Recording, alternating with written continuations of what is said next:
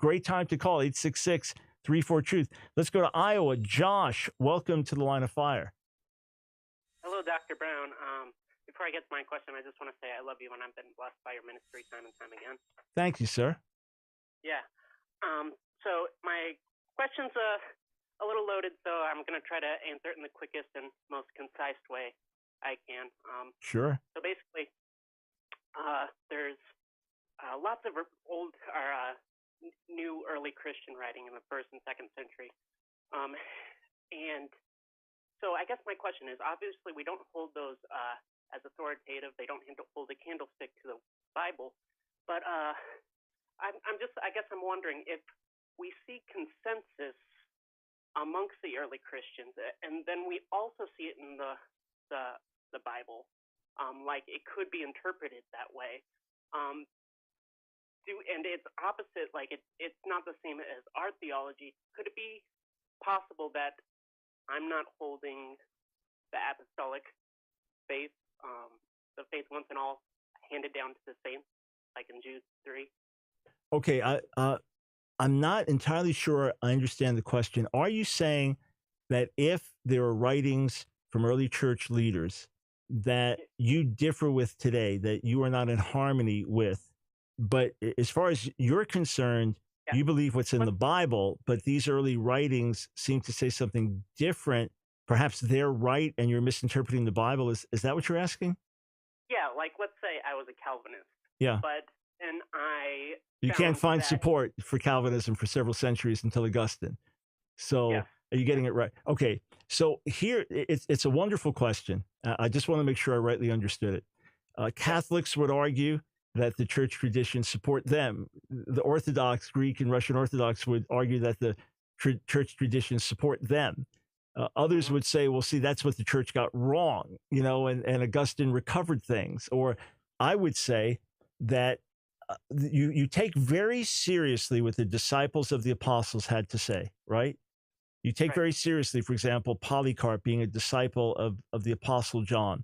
You take very seriously what they had to say because they were much closer than we are. On the other hand, we also recognize that they would be the first to say what's written in Scripture is what's written, and that our writings do not have the authority of the writings of the apostles. And even the pseudo-gospels, the different gospels that were written, none of them had any widespread recognition among the early believers except the 4 canonical gospels. So the idea of lost gospels and all that's a myth. That's a separate story.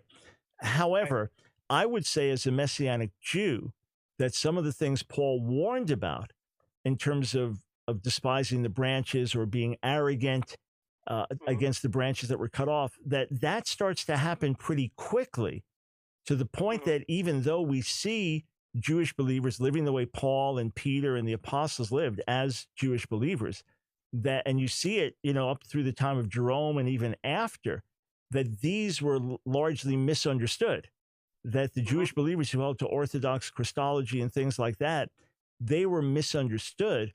And I believe that's something Paul warned about. So I'll look at all those things very, very carefully. I'm not a scholar of the church fathers or anything like that.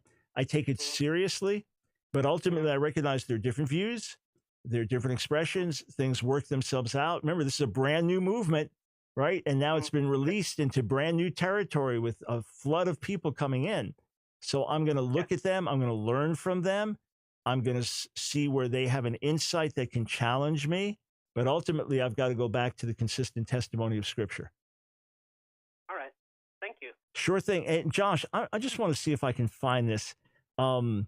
There is an author named David Burkott, if I remember correctly. Yeah, there we go. Bercot.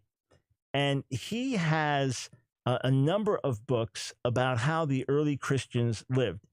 He's got a book, Will the Real Heretics Please Stand Up? A New Look at Today's Evangelical Church in the Light of Early Christianity. Ah, that sounds interesting. And then he has Dictionary of Early Christian Beliefs. So it's David Burkott, Bercot.